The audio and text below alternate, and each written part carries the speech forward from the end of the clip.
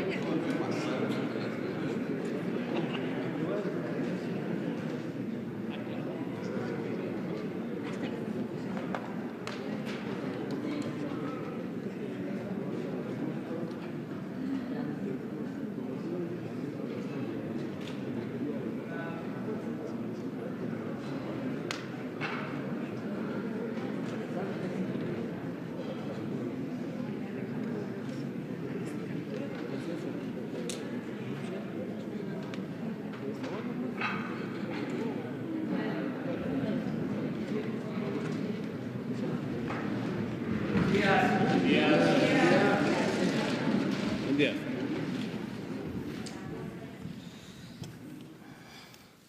Bueno, pues hoy les vamos a dar una muy buena noticia. Siempre van a haber buenas noticias. Ya hasta tenemos que administrarlas,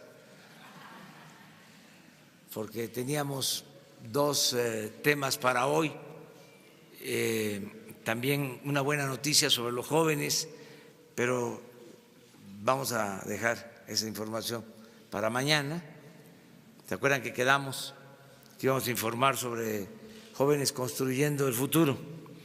Entonces vamos a dejar para mañana esa información. Y hoy vamos a informar sobre la decisión que hemos tomado de llevar a cabo, como se ofreció, la construcción de la refinería de Dos Bocas, Paraíso Tabasco, por administración. Es decir, se va a construir la refinería con la coordinación, administración, supervisión de Pemex y de la Secretaría de Energía. Esto nos va a ayudar a terminarla en tiempo, cumplir nuestra palabra, y es un desafío, otro más, de hacerla en 3 años y de que nos cueste mucho menos de lo que estiman las empresas. Vamos a que nos cueste 160,000 millones de pesos en 3 años, no más, para que salga en tiempo, y con este presupuesto necesitamos hacerla nosotros de manera directa, con el apoyo de los técnicos y de los trabajadores mexicanos, a los que llamo a participar. Vamos a darle contenido nacional a esta obra. Van a ser ingenieros, especialistas de Pemex, del sector energético, los que nos van a ayudar para la construcción de la refinería. La conducción la va a llevar a cabo Pemex en coordinación con la Secretaría de Energía. De manera específica, la encargada del proyecto, la responsable del proyecto, va a ser Rocío Nale, ingeniera petrolera.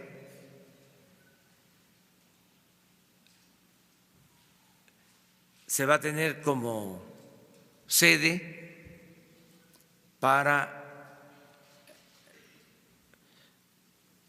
llevar a cabo el proyecto, es decir, para darle seguimiento a toda la obra. Se va a operar desde Villahermosa, Tabasco.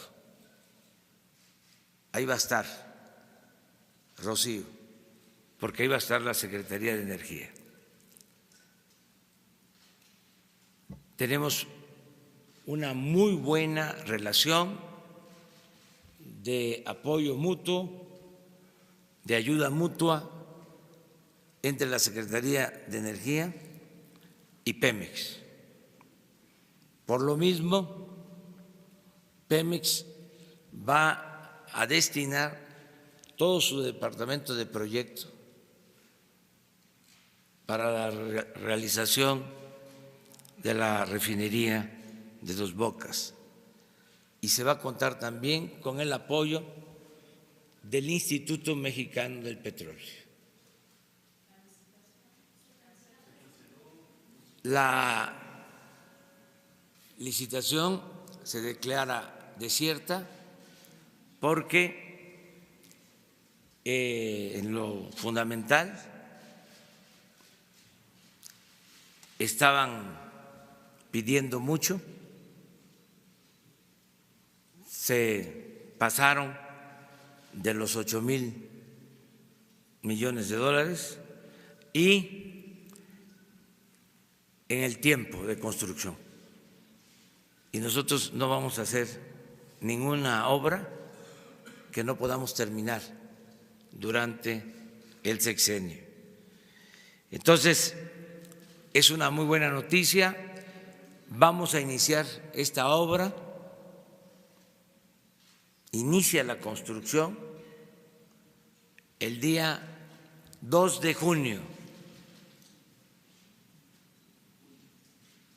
2 de junio.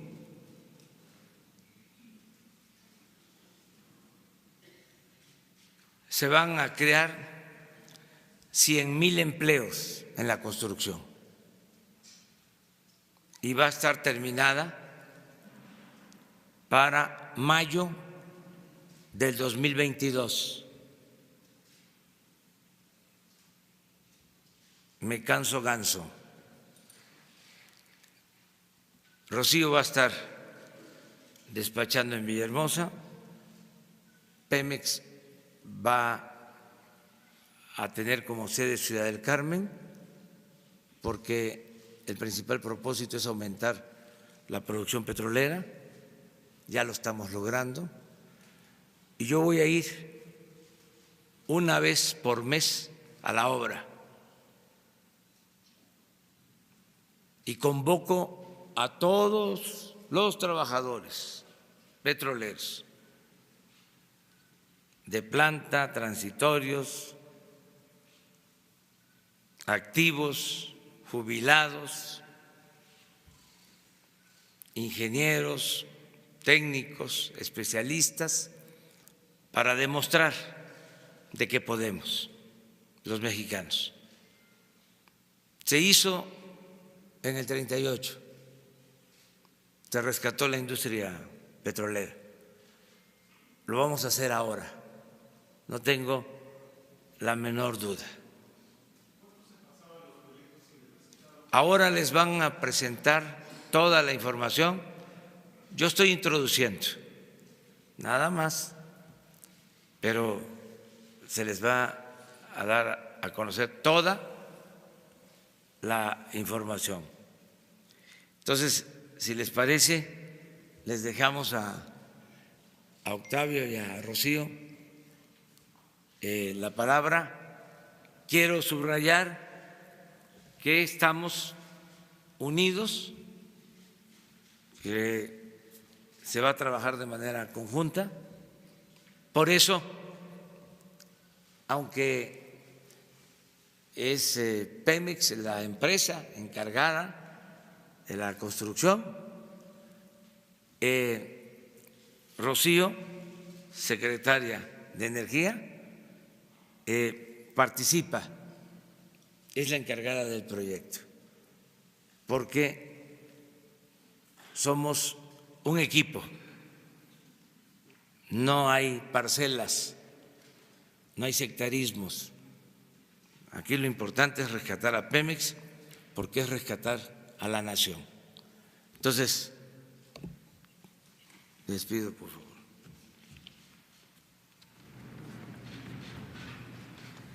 Con su permiso, señor presidente, muy buenos días a todas y a todos.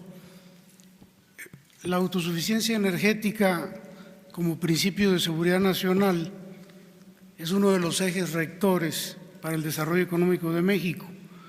La demanda interna de petrolíferos en 2018, tratándose de gasolina, diésel y turbocina, alcanzó 1.200.000 barriles diarios, mientras que la producción promedio para el mismo año fue de 360.000 barriles.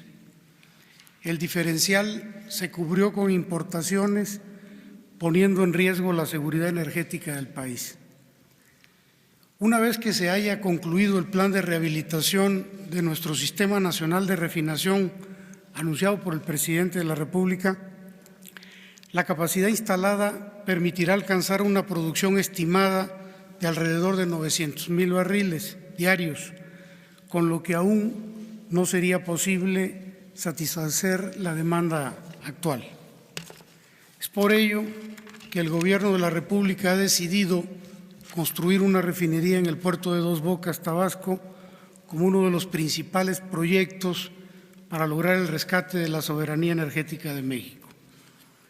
Debido a que el procedimiento referido ha sido declarado desierto en términos de ley, el presidente de la República ha encargado llevar a cabo este proyecto, nos ha encargado, y para el cual va a asumir la coordinación la ingeniera Rocío Nale García, secretaria de Energía del Gobierno federal.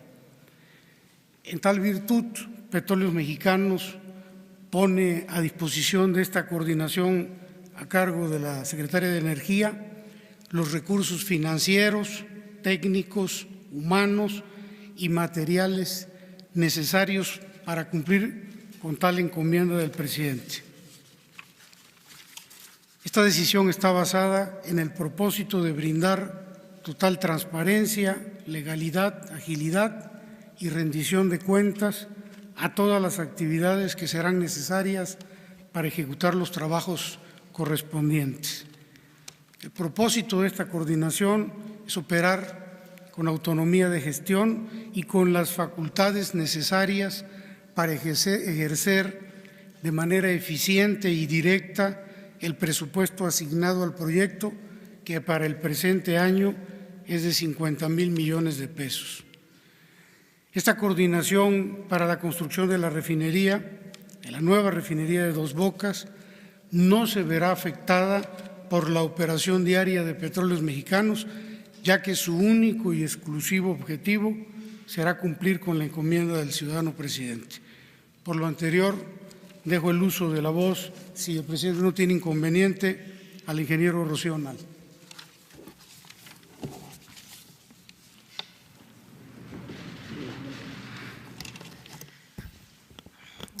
Buenos días, con su permiso, señor presidente. Bueno, nada más comentarles que después del inicio de este gobierno, a 107 días de este gobierno, se hizo la licitación de una refinería. Este es un tiempo récord, nunca visto en el país. Y a 158 días de gobierno se emitió el fallo después de una convocatoria de licitación con invitación restringida a 4 empresas.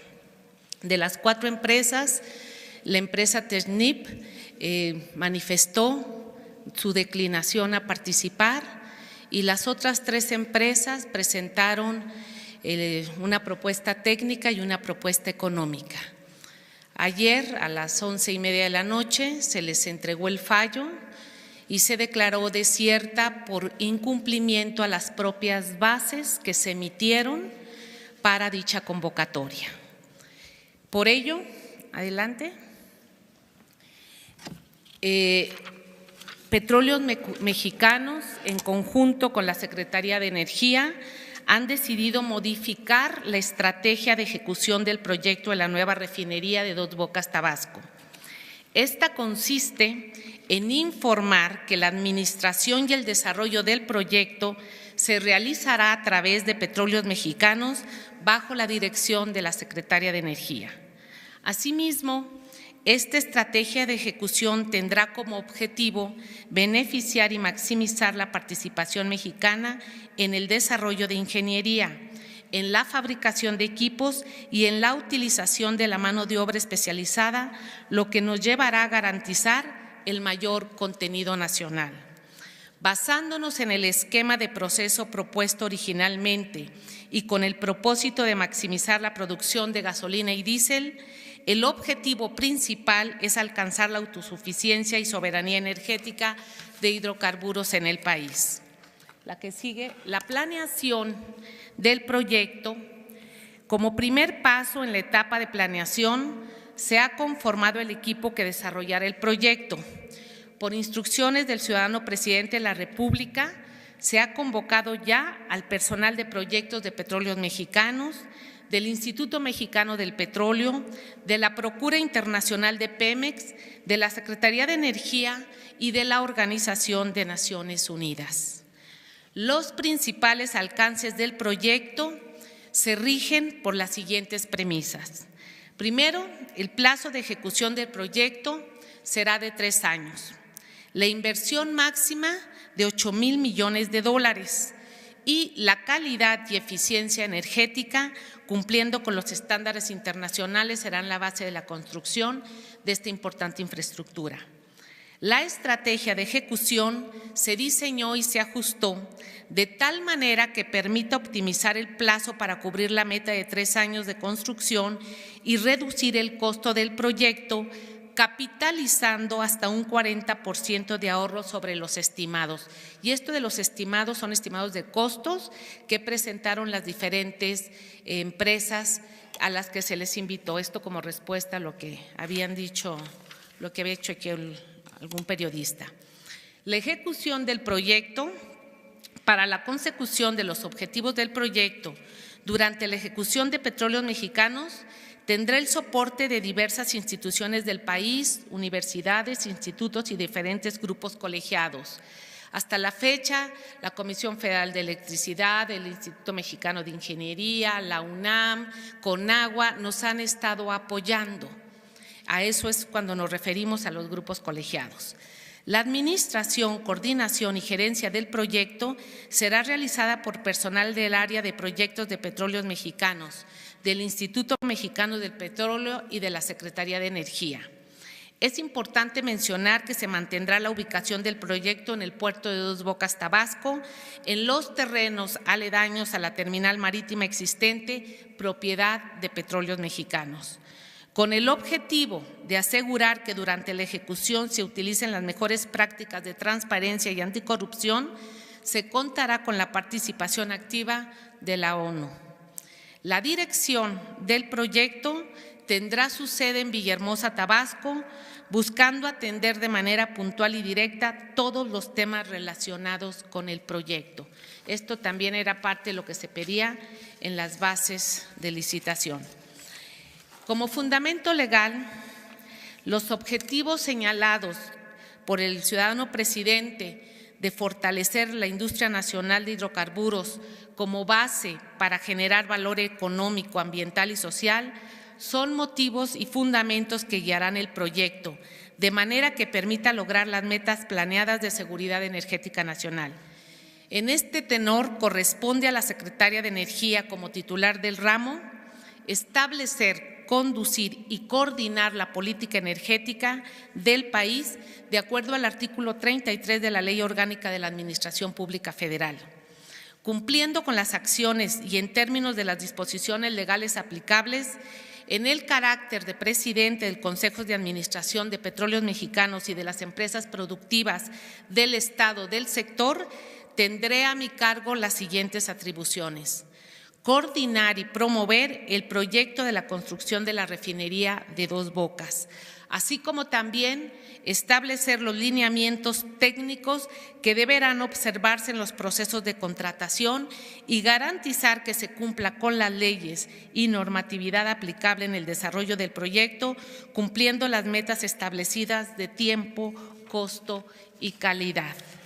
Iniciamos, como ya lo mencionó el ciudadano presidente, el 2 de junio con el acondicionamiento del sitio, la ingeniería de detalle e inmediatamente pues la instalación de lo que ya está la residencia de obra en Villahermosa, Tabasco, en el tercer piso de las instalaciones del Instituto Mexicano del Petróleo. Es cuanto, señor presidente. Pues eso es la información. A ver, Sara.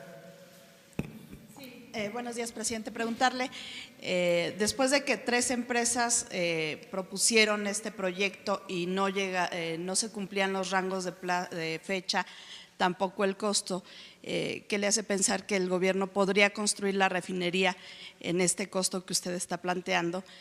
Y por otro lado, bueno, pues, ¿cómo toma esta decisión? ¿Ayer se declara desierta o ya lo había previsto que se construya? Ya teníamos nosotros un plan B, no fue anoche que se decide, es una obra muy importante, tenemos que lograr la autosuficiencia en la producción de energéticos, en particular en gasolinas y en diésel.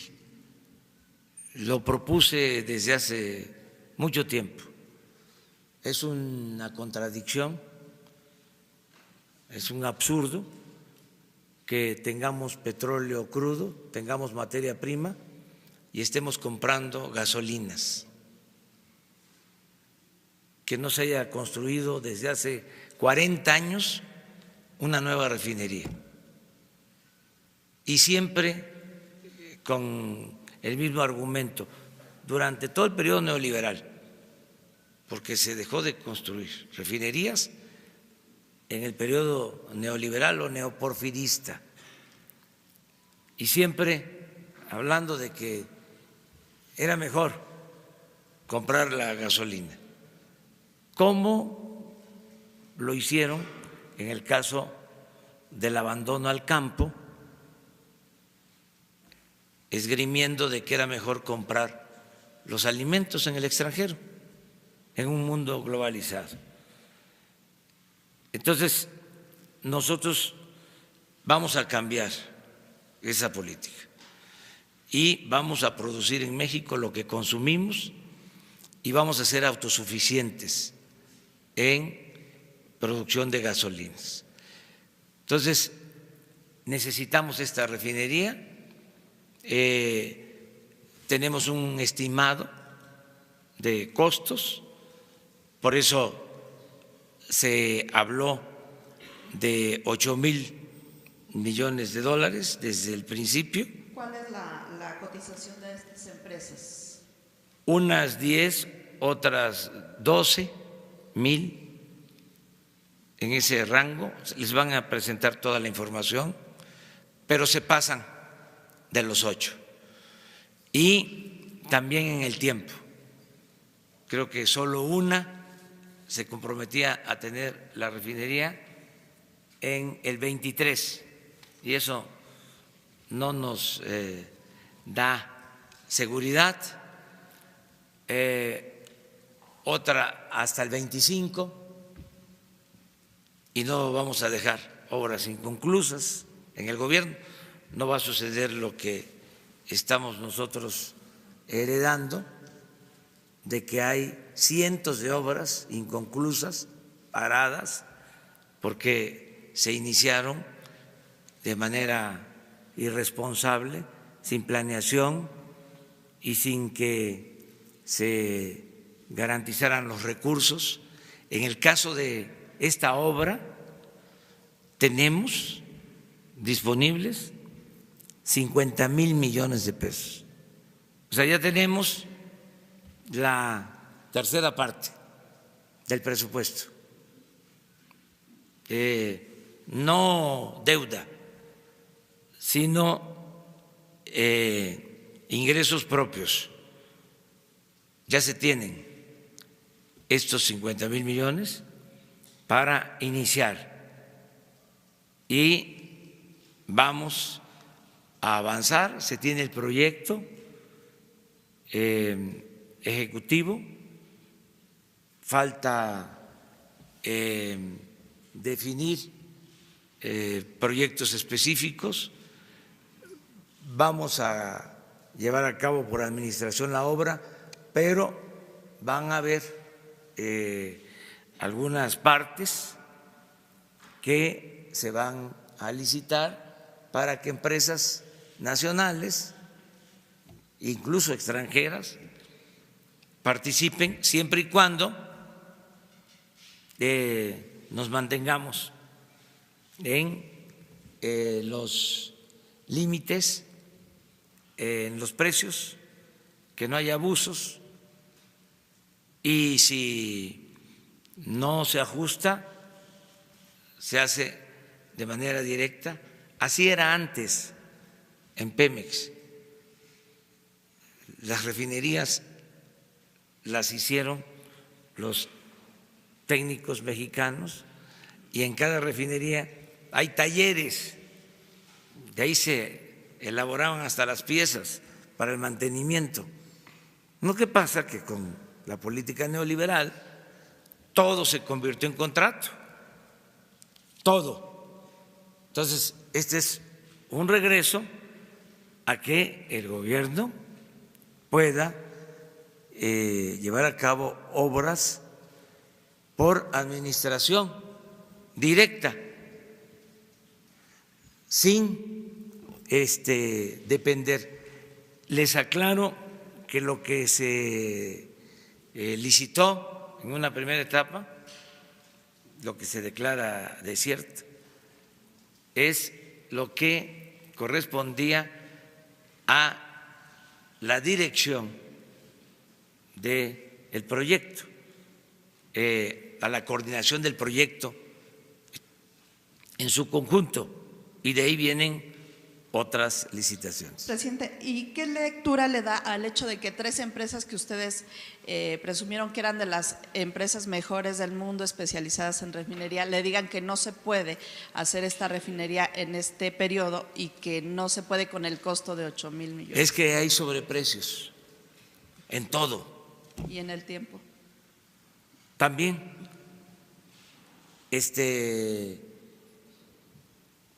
nosotros tenemos prioridades y vamos a trabajar más. Ya lo hemos hecho. Cuando fui jefe de gobierno dije que íbamos a hacer el segundo piso y que lo íbamos a hacer en un tiempo, y cumplimos en el tiempo, creo 1 año, año y medio, y salió, y con costos razonados o razonables. Entonces, no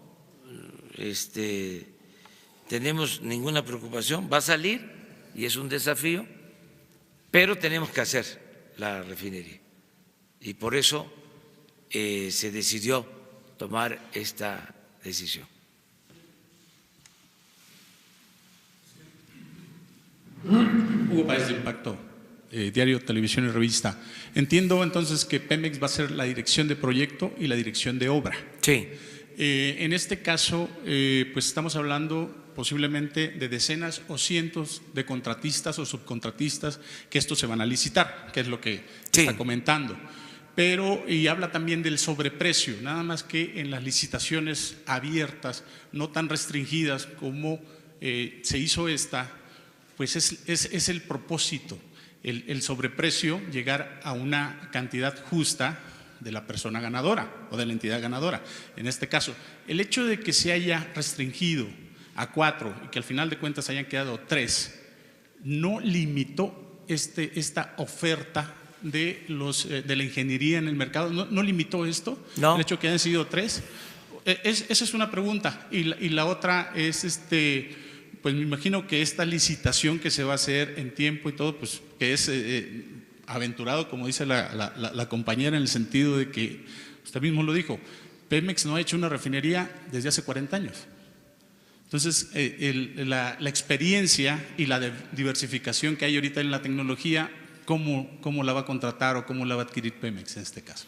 Bueno, primero decirles que cuando se decide que sean estas empresas es por la seriedad, porque hay muchas empresas y parte de la corrupción que imperó tuvo que ver con dar contratos a gente que no tenía nada de experiencia, ni tenían empresas.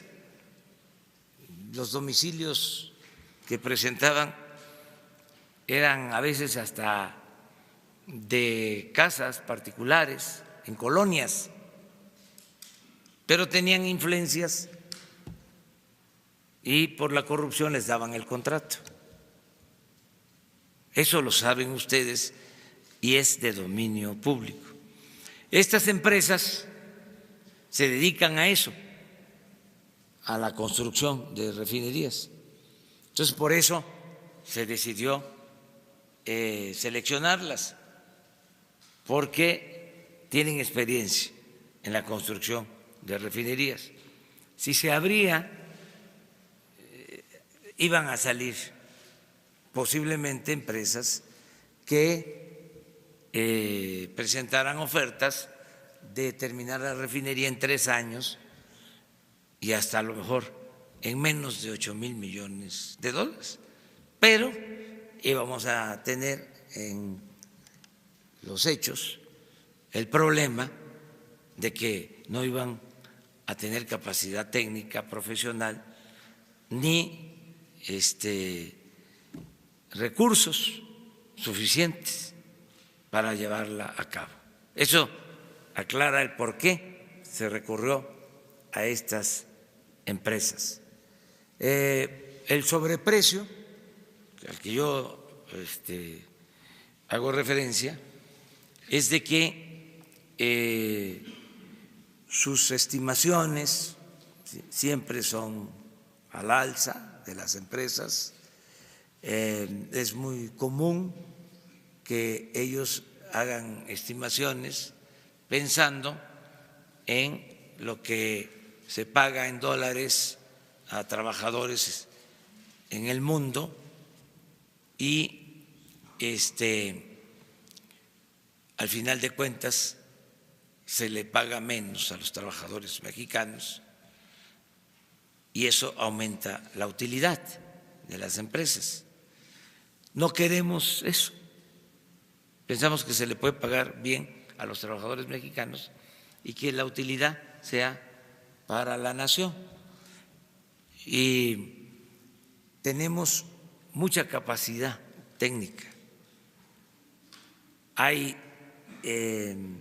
refineros, expertos mexicanos que nos dan la seguridad de que vamos a poder tener la tecnología, los elementos técnicos para construir la refinería.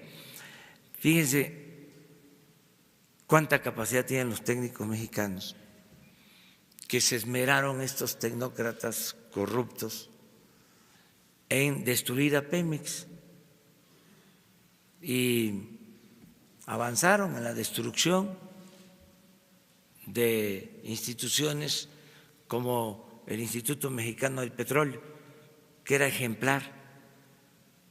Sin embargo, se mantuvo el Instituto Mexicano del Petróleo.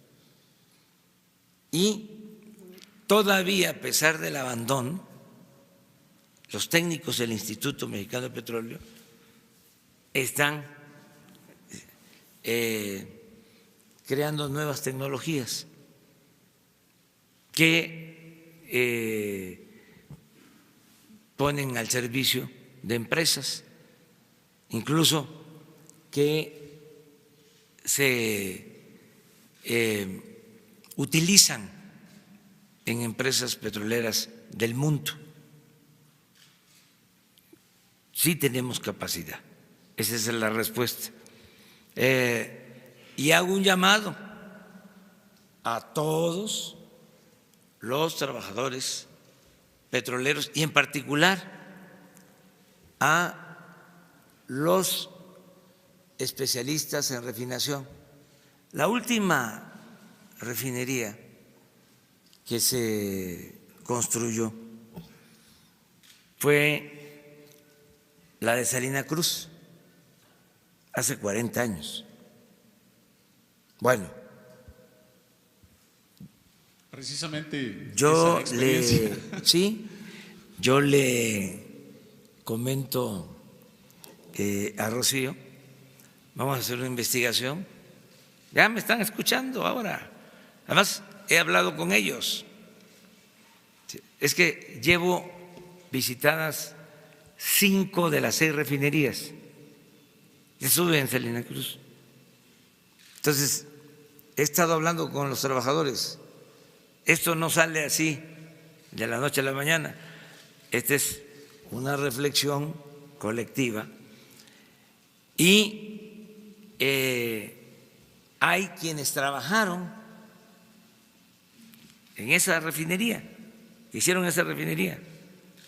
Yo se les hablaba de Celestino, que tiene, decía yo, 80 años, y dice, acepto, ya por decreto tengo 80 años, pero la verdad, licenciado, es que estoy por cumplir 90.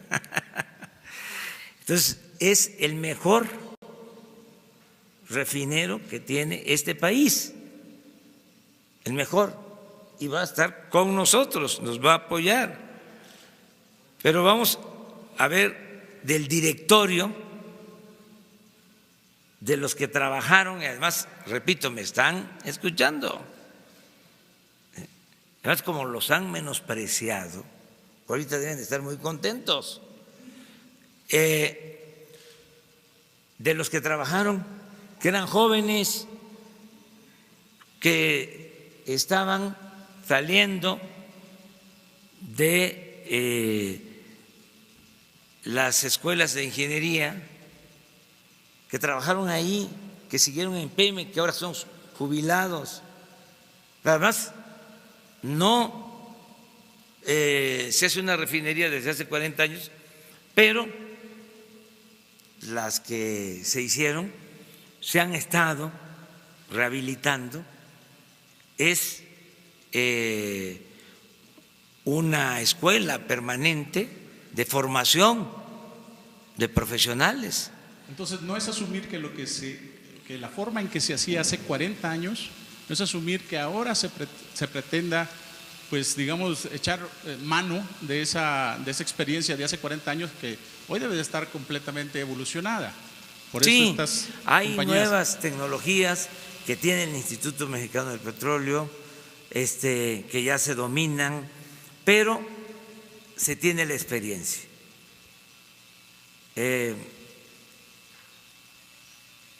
Gobiernos exitosos en el mundo están ahora, que son de los cambios que se están presentando, están valorando mucho la experiencia, recuperando la experiencia de gente mayor Esto es muy notorio en el caso de China. Se está utilizando cada vez más la experiencia. Esta es una muy buena noticia y vamos hacia adelante. No podríamos tomar una decisión, no hubiésemos tomado una decisión de este tipo si no salimos en tiempo y con los costos. Y es un desafío y vamos a cumplir.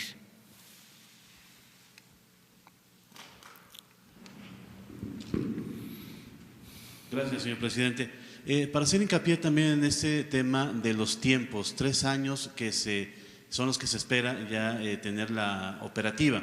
Ahorita nos comentaba que ya tienen el proyecto ejecutivo. ¿Ya se tenía entonces el proyecto hecho o es parte de lo que se tiene que iniciar? Porque si se estaba licitando, quiere decir que todavía no existía el proyecto ejecutivo, apenas se iba a realizar, se estaba licitando, me imagino que era parte de ello. Quiero saber si ya existe y si lo podemos conocer, qué características va a tener esta refinería. Y el asunto de los tiempos, insisto, 3 años sí es viable. ¿Usted piensa que con todo este apoyo que está usted pidiendo, con toda la tecnología que nos dice que sí existe, está dispuesto, en las palabras que usted dice comúnmente, a ponerse esa camisa de fuerza de los 3 años para concluirlo en mayo de 2022? Sí, como el aeropuerto va a estar en el 21. O sea, tienen nuestros adversarios muchos elementos. O sea, nosotros estamos aquí para transformar y por eso estamos trabajando 16 horas diarias, porque tenemos que cumplir con nuestros compromisos y además queremos dejar sembrada una forma nueva de gobierno, distinta de gobierno. De modo que si los conservadores, tocó madera, regresaran, que les cueste trabajo dar marcha atrás a lo logrado. Entonces, por eso el avance, por eso estamos trabajando mucho y vamos muy bien, van saliendo las cosas. Señor, otra par de preguntas, si me permite, en otros temas. El tema de la reforma educativa, ayer se pospuso para hoy la discusión. ¿Cuál es la expectativa que tiene usted desde el gobierno de que se logre en el Congreso? Ojalá y se apruebe. Tengo la información que en el Congreso va avanzando la nueva reforma para cancelar la mal llamada reforma educativa. Hay un partido conservador que se opone, pero pues es natural, esa es su postura y se respeta. Afortunadamente se están obteniendo los votos para que se apruebe la reforma educativa, la nueva reforma educativa, y desechar la reforma educativa impuesta desde el extranjero, para no decir más. Solo eso. Y la tercera, señor, respecto al tema de migración. Estados Unidos sí dice que México se tiene que hacer cargo del pago de la seguridad de todos los migrantes que están siendo repatriados hacia nuestro país, sobre todo en la zona de Tijuana. Hay una cantidad importante de inmigrantes que están ahí y se ordena que México se haga cargo de su seguridad. Y la otra, en la frontera sur se llegó a un récord de deportaciones del gobierno mexicano de ciudadanos centroamericanos hacia sus países. Esta, no sé si sea contrario al discurso que usted dice de que se permite el acceso para ayudarles a llegar a la frontera de Estados Unidos, sin embargo se está teniendo cifras récord de deportaciones, o son voluntarias, gente que decide que ya mejor no seguir y ellos aceptan también retornar a sus países de origen. Bueno, en política migratoria ya hemos hablado bastante sobre nuestra postura, no está de más repetirlo. Primero, impulsar mucho el desarrollo de los países de Centroamérica y de nuestro país, para que la gente no tenga necesidad de emigrar. Eso es lo primero. De ahí la importancia que tienen los programas para el desarrollo. Y por eso se están haciendo gestiones para que haya inversión en Centroamérica y tengamos inversión en el país y crear empleos. Esa es la mejor opción, la mejor alternativa. Lo segundo es que se respeten los derechos humanos, que no se violen derechos humanos y que se cuide a los migrantes, y una manera de cuidarlos es que no sean expuestos a que en el norte del país los atrapen las bandas de delincuentes y los utilicen para actividades ilícitas y que los dañen, como ha sucedido.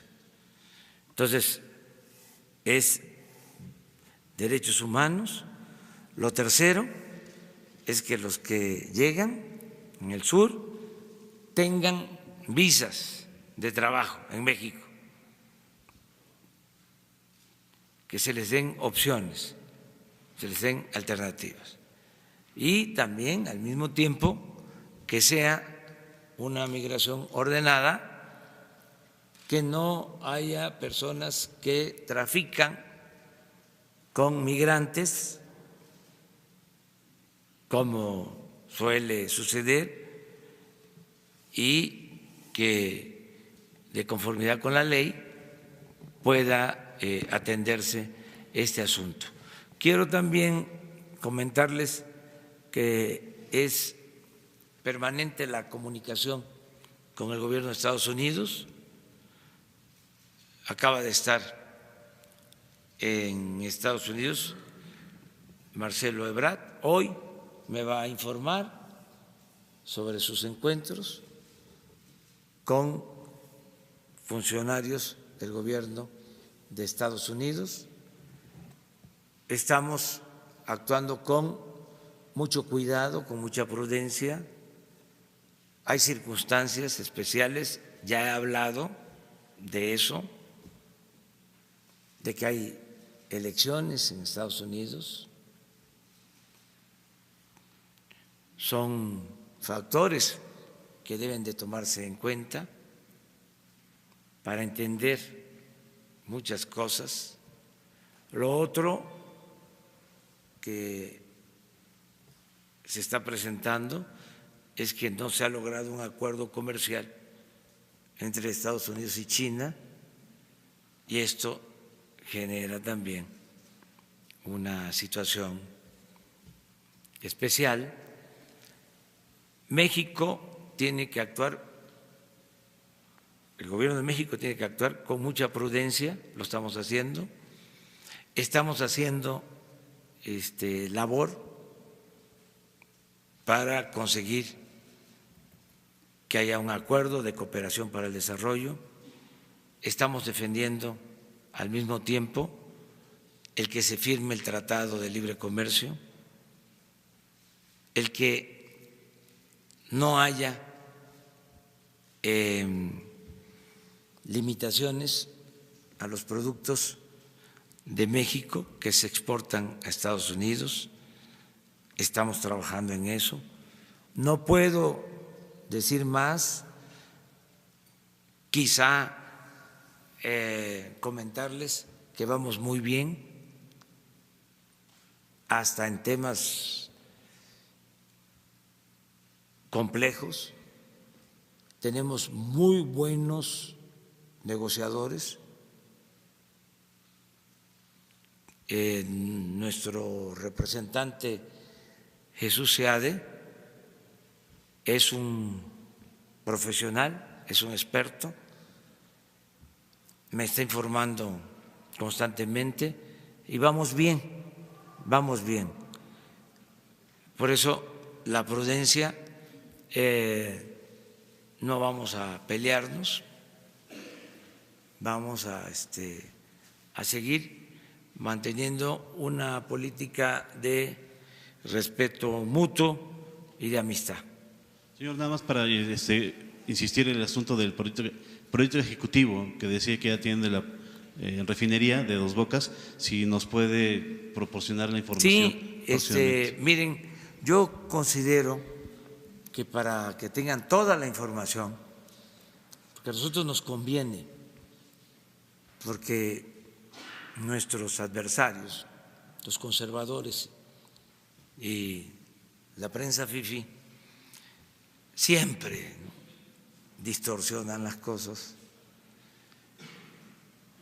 Entonces es mejor que tengan toda la información, todos los elementos. Y le voy a pedir a Rocío y a Octavio. No, pero no solo el sitio.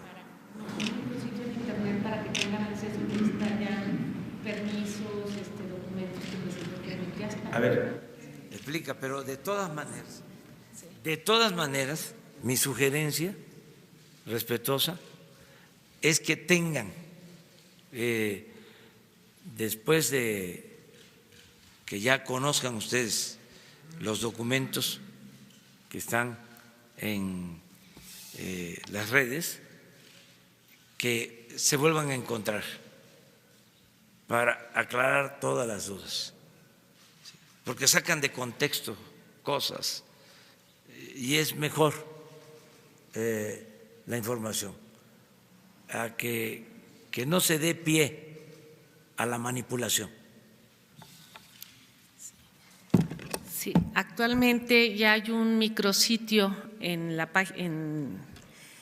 Secretaría de Energía donde ustedes pueden tener acceso para ver todos los documentos, permisos, planeación, la ingeniería básica que presentó Petróleos Mexicanos, esa la declaró en el derecho industrial, porque así lo hacen todas las refinerías del mundo, tienen un derecho o una, más que nada, resguardo industrial que lo pidió Petróleos Mexicanos, está atestado, pero ya todo lo que presentó para que se le diera el permiso ya está y ya pueden acceder a él.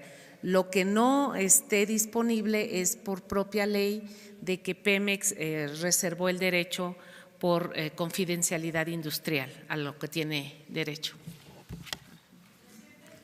Pero aún así, sí, hasta con esa información reservada, porque no tenemos nada que temer, sí, nada, hacer los trámites para que todo el proyecto sea transparente, todo, y que den un tiempo, aquí se ponen de acuerdo con Jesús, una vez que tengan ya toda la información, otro encuentro ya con Rocío y con Octavio.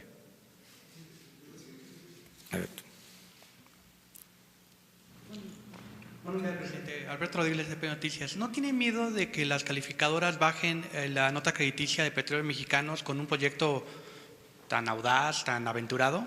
Eso por un lado. Y por otro lado, cuando se encarga a una empresa privada, cuando se licita un proyecto de esta naturaleza, bueno, existen repercusiones legales en caso de que no se cumpla en tiempo y forma.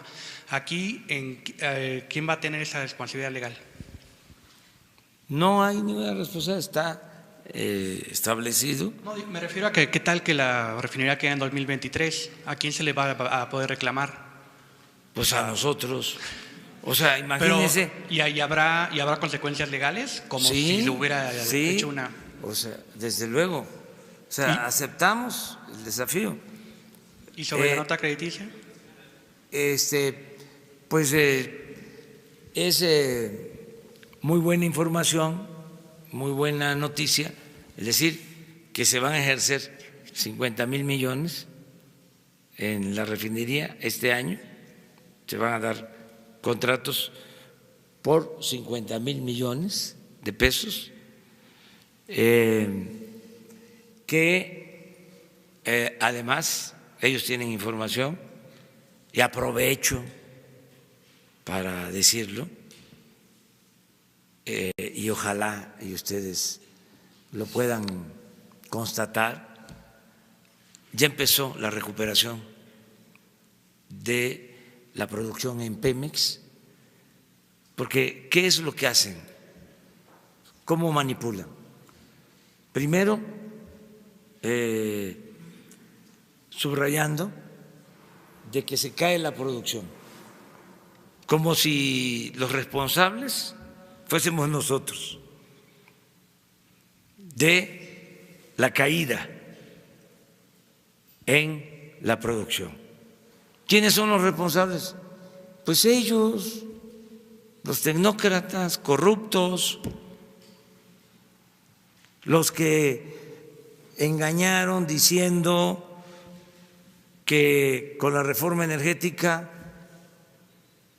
iba a llegar a raudales la inversión extranjera y que para estos días íbamos a estar produciendo 3 millones de barriles diarios, pero está hasta en los considerandos de las leyes que se aprobaron, estos datos, estos informes, apoyados por organismos financieros internacionales, por calificadoras, y resultó un rotundo fracaso y nos dejan una producción de 1.650.000 barriles, casi la mitad de lo que ellos decían se iba a tener gracias a la reforma energética. Y todavía nos echan la culpa. Bueno, nos echan la culpa de la deuda. Nosotros no hemos solicitado deuda para Pemex en el tiempo que llevamos. Y nos culpan de la deuda, no de manera directa, porque sería el colmo, ¿no?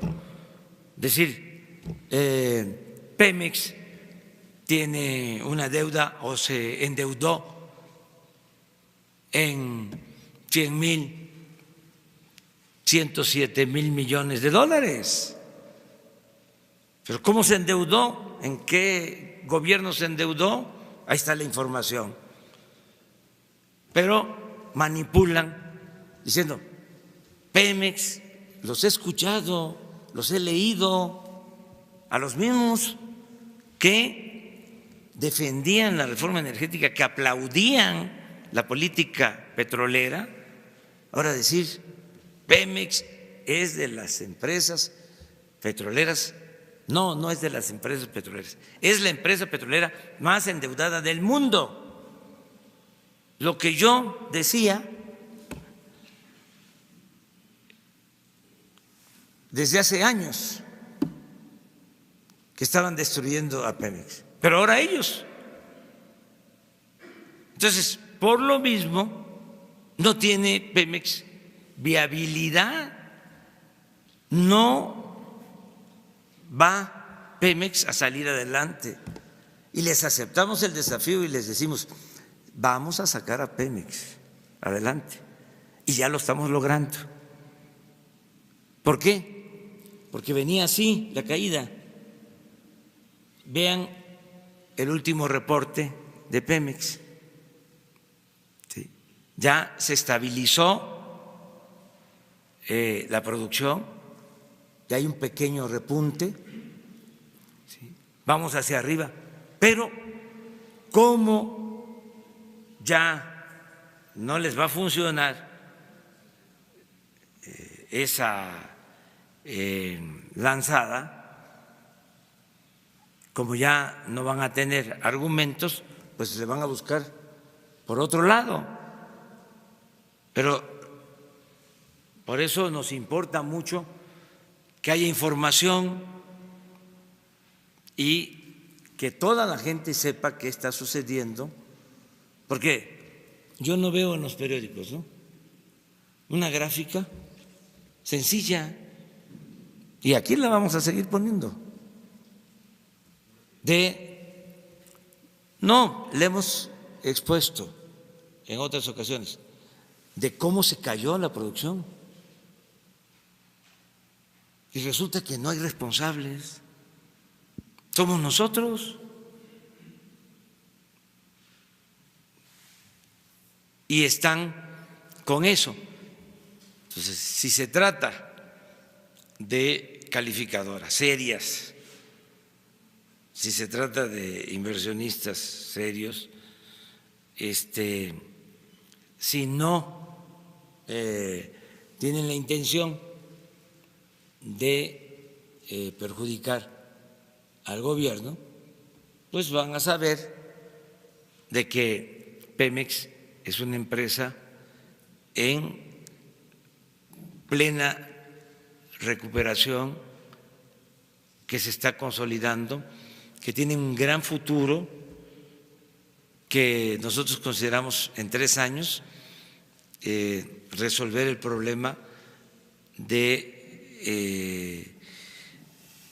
la producción, en definitiva. Es un poco lo que aquí preguntó una compañera, ¿no?, sobre el plan de desarrollo. Por eso ahorita que dije 3 años, no quiero que digan mañana Pemex se va a recuperar hasta dentro de 3 años. No, ya se está recuperando, ¿sí?, pero en 3 años vamos a estar extrayendo 2.400.000 barriles. ¿Sí? ¿Mande? Sí, ¿tú traes algo del informe último? A ver, informas. Sí, en enero del 2018 la producción era del orden de 1.926.000 barriles. De enero a enero de este año cayó en 300.000 barriles, que es a lo que se refiere, señor presidente.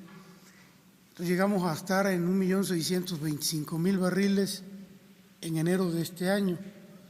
Fue donde consideramos que se tocó fondo, y ya para este primer trimestre, en estos meses después de enero, febrero, marzo, abril, ya andamos alrededor de 1.700.000 barriles. Es por eso que se habla ya de una estabilización en la caída y un pequeño incremento. A ver, repetimos las cifras, ¿no? En enero del 2018, ¿cuál fue la producción? Era 1.920 y tantos mil. 1.925.000 barriles. 1.925.000 barriles. Enero del 18. Enero del 19. 300,000 barriles menos. Ahora se detiene la caída, ya tenemos un aumento de alrededor de 50,000 barriles. Pero está en las cifras oficiales, pero esto no lo ven. ¿Y cómo estamos en deuda? ¿Cuánto se ha contratado de deuda? A ver.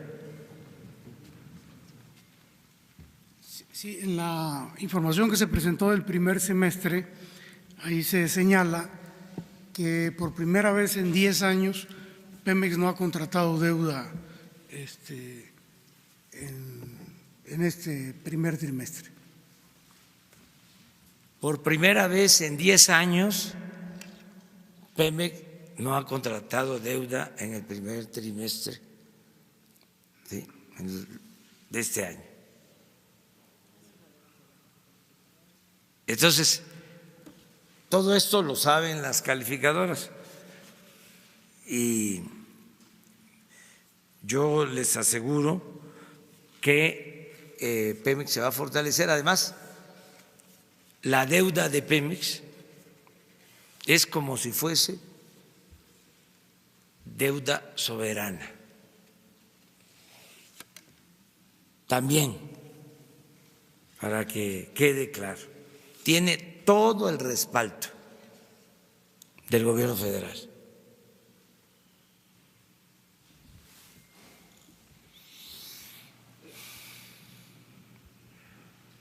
Buenos días, presidente de los Estados Unidos mexicanos, Carlos Pozos, de Líderes Mexicanos y Petróleo y Energía. Presidente, estuve ausente y estuve en Estados Unidos en el Congreso Mundial del Petróleo Offshore and Technology and Conference, conocido como OTC, y le tengo información al respecto.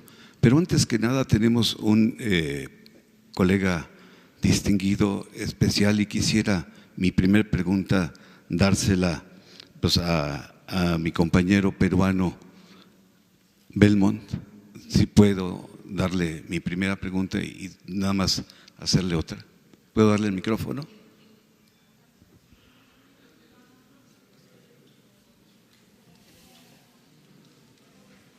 Bueno, muchas gracias.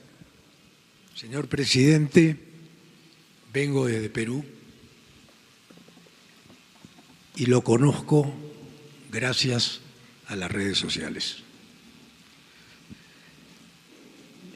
En mi país el silencio ha sido cómplice para no destacar lo extraordinario de lo que significa la gran transformación, cambiar la forma de pensar de un país. Yo me siento emocionado, me siento tranquilo, porque hoy día fue un día muy especial. Venía aquí a la mañanera y se me perdió el celular. Había perdido contacto. Y lo primero que quiero agradecer, algo que usted dijo, que lo más grande que tiene México es su gente. Y aquí tengo muchísimas palabras para agradecer el gesto que han tenido conmigo. Señor presidente, enfrentarse al neoliberalismo, como usted lo ha hecho, habría que preguntarle de qué madera está hecho usted, porque muy pocos hombres se atreven. Me voy a presentar, tal vez usted no me conoce. Mi nombre es Ricardo Belmont Casinelli, yo fui alcalde de Lima 2 veces, de los años 90, primer gobierno, hasta el año 93, y del 93 al año 96. Tuve como rival al presidente Fujimori al frente. Empezaba el neoliberalismo con toda su fuerza en el Perú. Después fui congresista de la República y candidato a la presidencia. Confieso que fracasé. Me enfrenté al poder fáctico y el poder fáctico me dio en el suelo, como decimos vulgarmente en el tema pugilístico. Usted tiene la gran oportunidad histórica de convertirse en un líder latinoamericano y yo vengo a hablar no de la coyuntura mexicana, no me atrevo a intervenir en el problema doméstico de México, pero vengo a hablar de lo que usted representa para Latinoamérica, una gran esperanza. La esperanza que usted ha construido es su culpa, presidente, porque es la primera vez que un mandatario, después de ser electo, se atreve a esto, a una conferencia, a recibir preguntas de todo tipo, a encarar con una paciencia, una perseverancia y una prudencia digna de un hombre con características singulares. Y de ahí esta introducción, porque quisiera hacerle muchas preguntas y no puedo hacerlas en este momento, pero mi primera pregunta es: ¿usted sabe lo que está trascendiendo a ir contra la corriente después de 36 años, donde nos hicieron creer, por ejemplo, ahora que escucho de Pemex, que no estamos capacitados nosotros para manejar lo que hicimos? ¿Quién hizo Pemex? ¿Quién hizo Pemex? ¿Y por qué se habla ahora de que vienen que venir otros a reemplazar a los mexicanos que hicieron este gran país, al cual admiro, respeto y quiero, porque a los 17 años por primera vez mi padre me trajo acá para que conociera la televisión, la radio que en esa época empezaba? Fui director de un medio de comunicación durante 36 años y llevo en el periodismo 46. He visto todo y quiero que usted tenga éxito, porque solamente los errores que cometí yo pueden servir para que usted tenga éxito. El primer poder, y lo decía un dueño de un periódico importante de la Argentina, dueño del diario El Clarín, decía de manera peyorativa que si él pensaba algún día ser presidente, dijo: no, ese es un puesto de segunda categoría. Es el dueño de Clarín, señor Mañeto de Clarín. El cuarto poder del Estado hoy día es el primer poder del Estado, y si no hay una prensa equidistante que balancee a lo que ustedes le llaman los fifís, yo los conocí, en mi país le decimos los mermeleros, con el perdón, porque no quiero ofender a nadie aquí, simplemente contar la historia de que Perú y México pareciera que nuestra historia, nuestras tradiciones, la conquista, todo es lo mismo. Yo camino por la calle, hablo con un mexicano, estoy hablando con un peruano. Por eso hago esta extensa introducción, presidente, para preguntarle si usted sabe y mide, y tal vez lo ha hecho porque usted probablemente se adelanta 10 jugadas, si usted sabe lo que usted está sembrando, una siembra de un árbol frondoso con raíces muy profundas, que en el tiempo, tal vez bueno, yo no creo que lo vea, yo soy algunos años mayor que usted, y veo un déjà vu de mi vida en su personalidad, con las características que yo no tuve, ni con las redes sociales que pude tener en ese momento, que no existían. A mí me liquidó la prensa. No porque tenían nada personal contra mí, eran mis amigos, sino porque mi proyecto era volver a recuperar la patria, la autoestima, el amor a lo nuestro, a nuestras tradiciones, al sentido de pertenencia, a nuestra gente, al barrio. Y usted lo está haciendo. La gran transformación es la transformación del hombre, señor presidente. Y ese era el motivo de mi viaje. Con toda mi familia he venido a México solamente para verlo frente a frente y decirle estas palabras. No tengo que hacer preguntas, tengo que hacer una reflexión en voz alta. ¿Qué opinión le merece esta reflexión? Bueno, yo agradezco sus palabras. Es usted muy bienvenido a México, en efecto. Perú, México tienen pues un pasado común, dos países, dos pueblos con mucha cultura, con civilizaciones extraordinarias, desde antes de la llegada de los españoles, de la conquista o de los encuentros entre culturas. Decirles que hace falta definir un nuevo proyecto para los pueblos, para las naciones del mundo. No aceptar el predominio de un solo proyecto y mucho menos si en los hechos ha demostrado su incapacidad para resolver los grandes y graves problemas nacionales. No podemos seguir con un proyecto fracasado.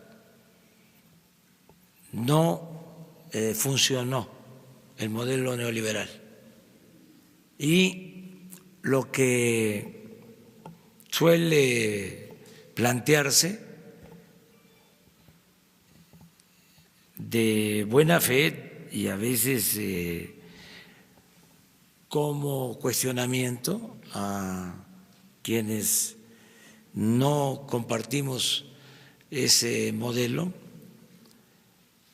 siempre es: ¿y cuál es la alternativa? La pregunta. Por eso tenemos la obligación de elaborar, como se dice pomposamente, un nuevo paradigma, que no es más que presentar un proyecto nuevo que recoja los sentimientos de nuestro pueblo y que no olvide la historia, que es la gran maestra de la vida. Nosotros en México, como en el Perú, tenemos las grandes enseñanzas. A nosotros nos enseñó Morelos desde hace más de 200 años que había que luchar por la igualdad.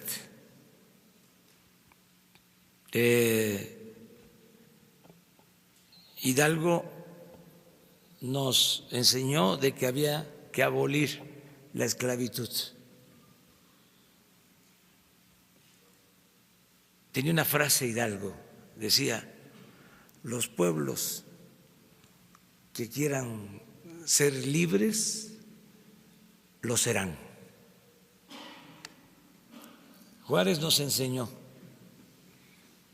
de que no se puede aceptar el dominio de ningún país extranjero, que el respeto al derecho ajeno es la paz. Y como algo muy especial, muy peculiar, muy de él, nos enseñó a ser perseverantes, a no perder la fe en la causa por la que se lucha. Madero es nuestro apóstol de la democracia.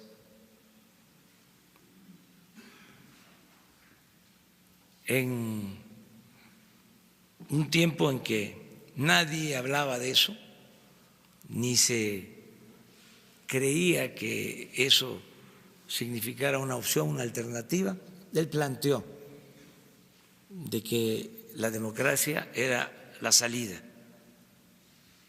a la crisis y al predominio de la dictadura.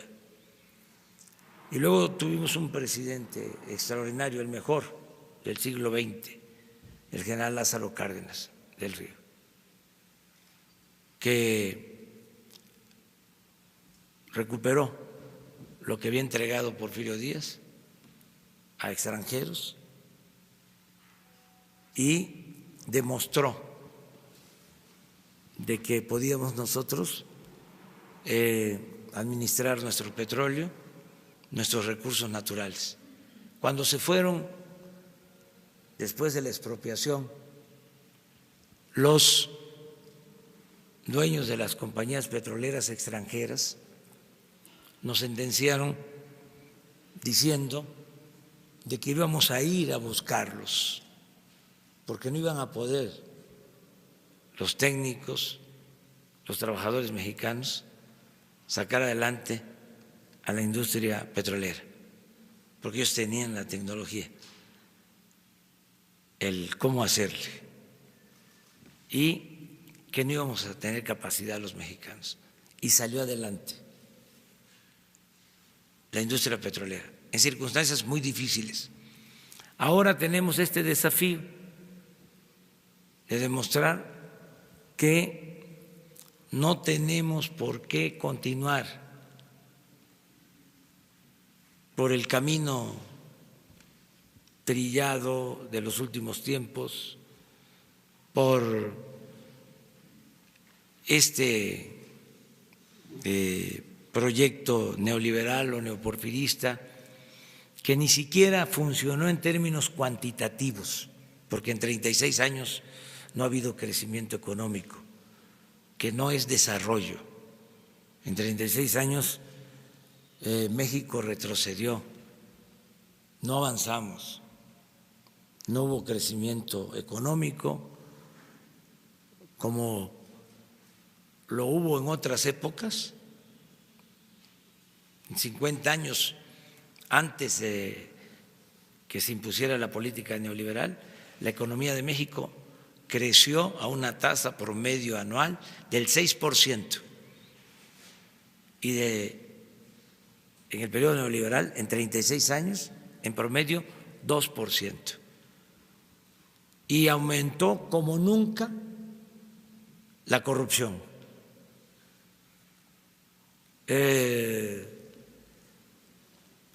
Eran como niños de pecho los presidentes del México posrevolucionario en comparación con algunos presidentes del periodo neoliberal. Creció la pobreza.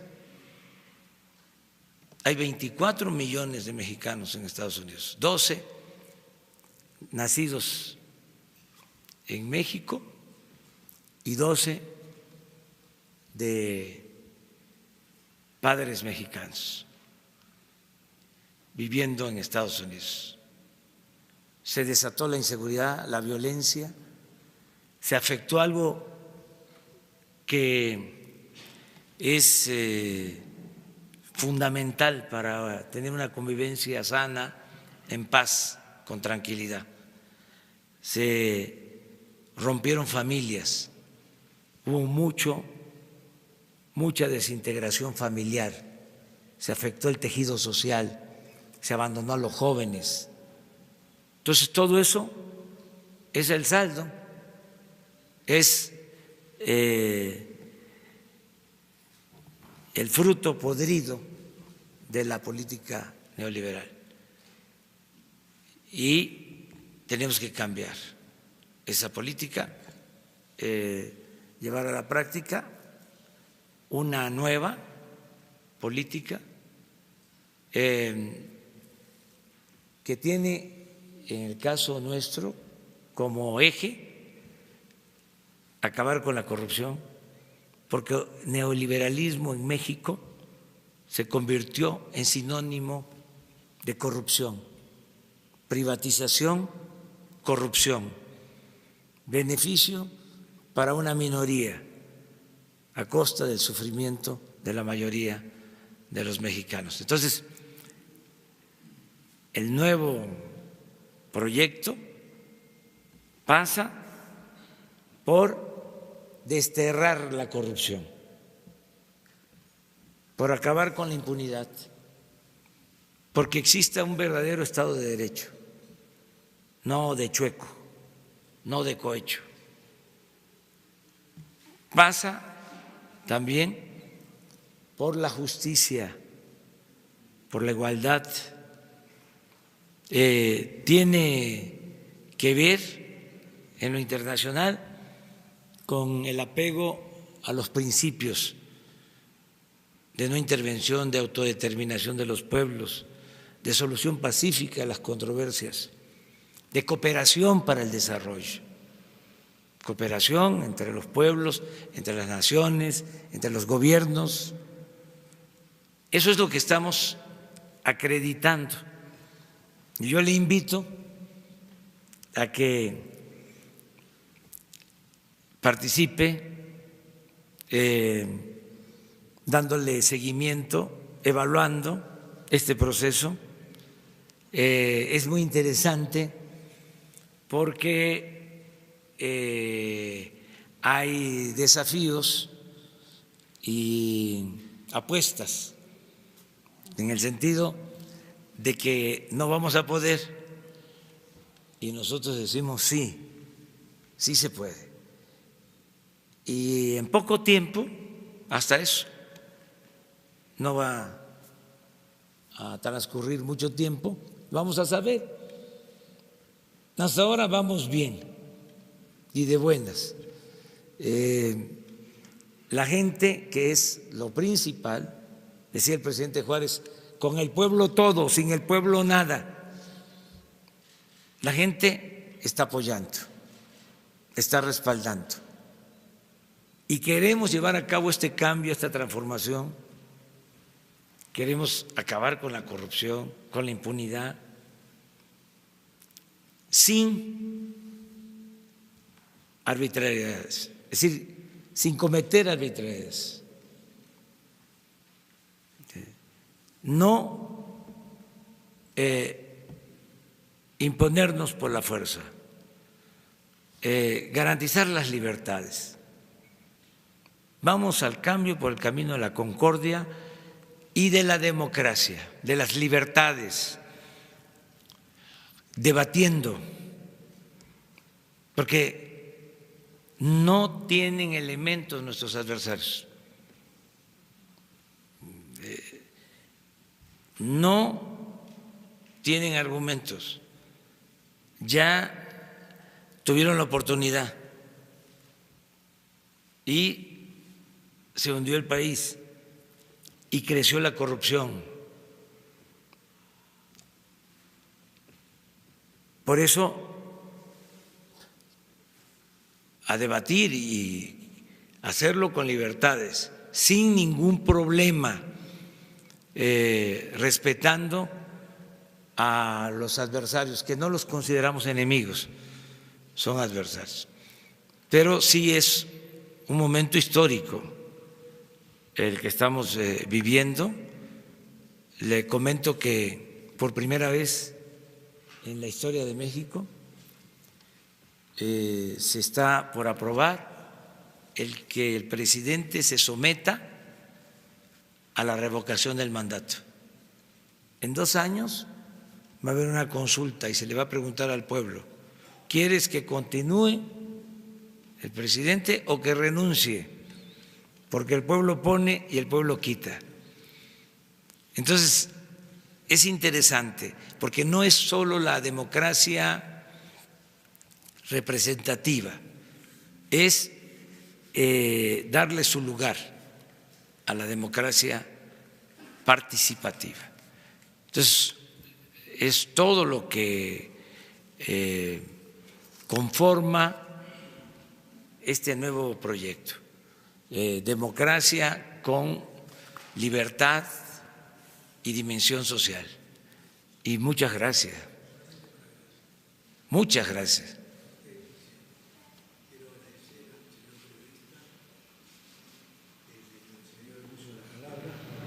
Y a todos los señores periodistas. La última reflexión, presidente.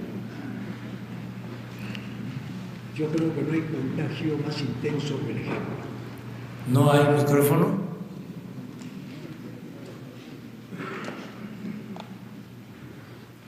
Señor presidente, con todo respeto, primero mi agradecimiento al señor Lord Molecule, que ha tenido la amabilidad de cederme el uso de la palabra. Creo que no hay contagio más intenso que el ejemplo, presidente. En el Perú, cada 3 gobiernos neoliberales se perdió un PBI completo.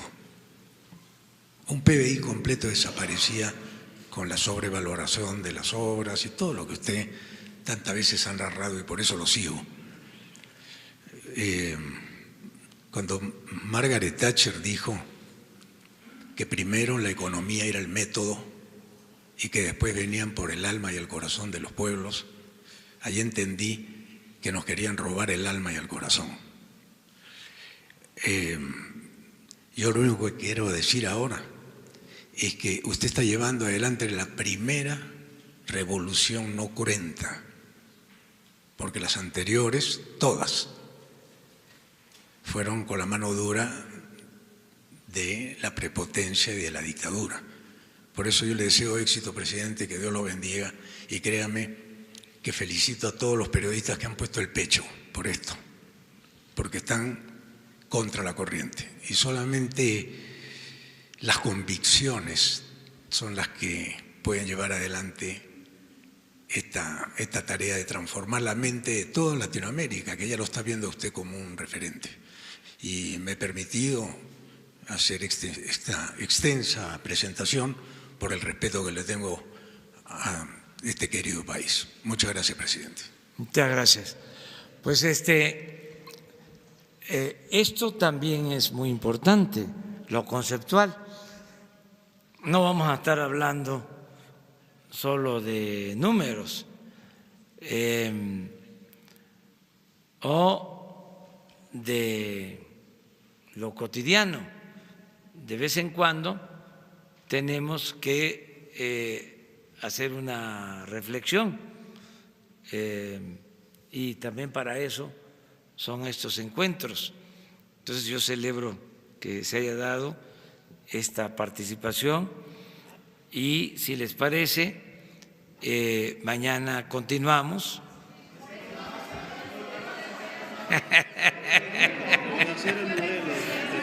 ¿Cómo? Ah, no, muy lamentable. ¿Qué informe le dieron hoy en la? Muy lamentable. ¿Asignará Guardia Nacional Especial al Estado? Sí, en todo el país. Hace falta. Es que no había protección para los ciudadanos en el país. Esa es otra cosa que no se quiere aceptar o no se escucha. No había protección, no había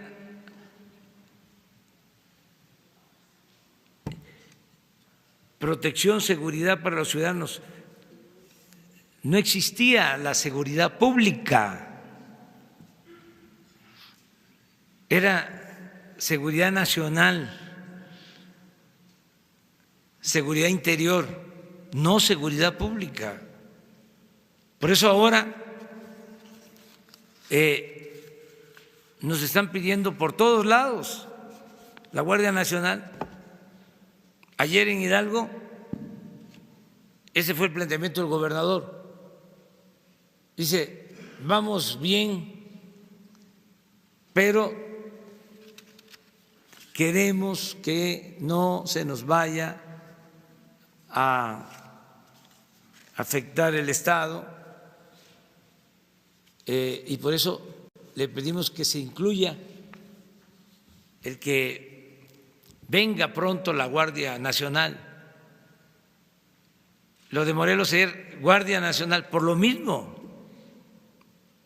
Es que habían 10,000 efectivos para la seguridad pública en todo el país. Me refiero a la Policía Federal. No podía el Ejército, no podía la Marina atender tareas de seguridad pública. Por eso fue muy importante la reforma constitucional, la creación de la Guardia Nacional. Hoy recibimos un informe del avance en la creación de la Guardia. Les puedo adelantar porque hoy informaron que ya tenemos todo el presupuesto para pagar a los elementos de la Guardia Nacional este año, alrededor de 4,000 millones de pesos. Pero además el equipamiento y otros gastos significan 12,000 millones de pesos adicionales. Mañana sí, mañana, si tenemos tiempo, hoy mismo, don Jesús, lo que nos presentaron hoy, porque se están reuniendo la Secretaría de Defensa, Marina, Seguridad Pública, Hacienda, para que les informen de cómo va el proceso de reclutamiento de nuevos elementos, los exámenes de confianza, los procesos de formación, cómo se va avanzando, porque es crear algo que no existía, es algo nuevo. Contamos, desde luego, con el apoyo del Ejército, de la Marina, de dos maneras. Primero, con la Policía Militar y con la Policía Naval, que se incorporan. Pero también están ayudándonos estas instituciones para convencer a elementos de las dos instituciones a que formen parte de la Guardia, lo que podríamos decir los veteranos que ya están en funciones en el Ejército, en la Marina, que nos ayuden para que lo más pronto posible tengamos el número de elementos que se requieren. Tenemos que cubrir todo el territorio con 266 coordinaciones. Estamos hablando de alrededor de 120, 150,000 elementos. Y necesitamos para este año terminar con 150 coordinaciones en el país. Pero miren, volvemos a lo mismo. ¿Qué pasa en Morelos? El que asesina, un joven, por una cantidad, si son ciertas las versiones, de muy poco monto, 5,000 pesos. Fíjense a lo que llegamos por abandonar a los jóvenes. ¿Qué hicieron? Nada, nada más llamarles niñis.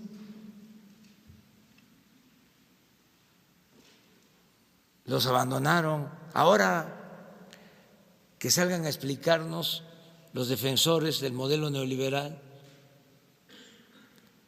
que nunca pensaron en que iban a producir una descomposición social como la que estamos padeciendo. ¿O fue surgido esto por la casualidad? Entonces, sí, tenemos todos que ayudar, todos que ayudar. Y vamos adelante. Mañana van a ver.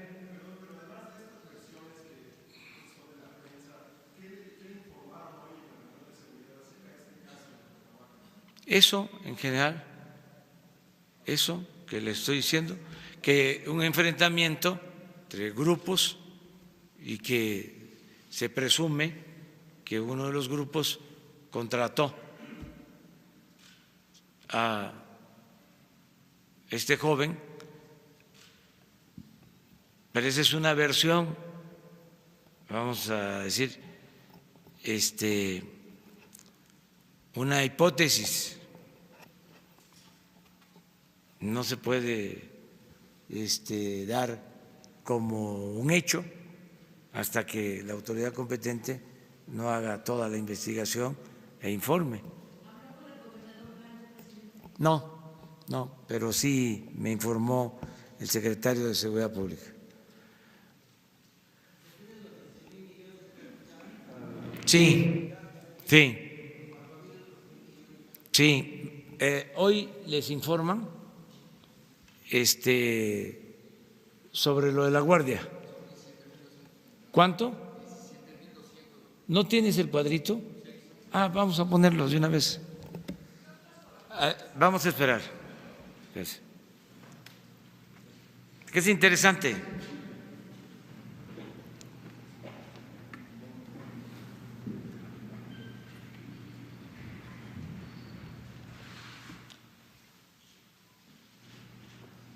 $17,200.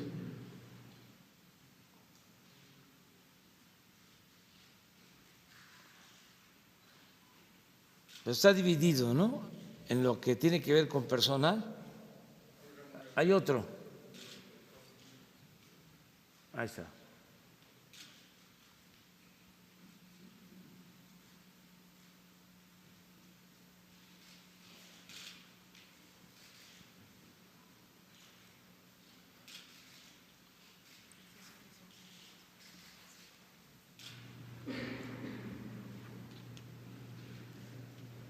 Quiero agradecer el apoyo de la subsecretaria de egresos que ha estado ayudando en esto.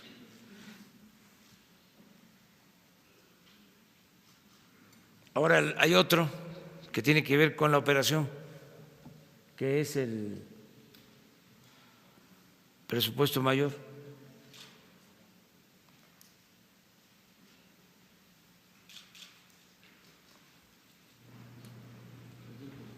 Este es Marina, pero viene el de defensa. Marina, ahí está.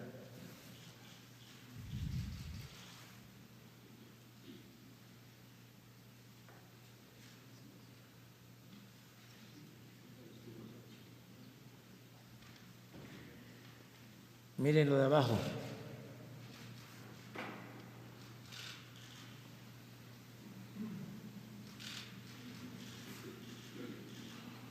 Y ya estamos, pues por eso se planteó, pero tenemos resuelto lo del presupuesto para este año.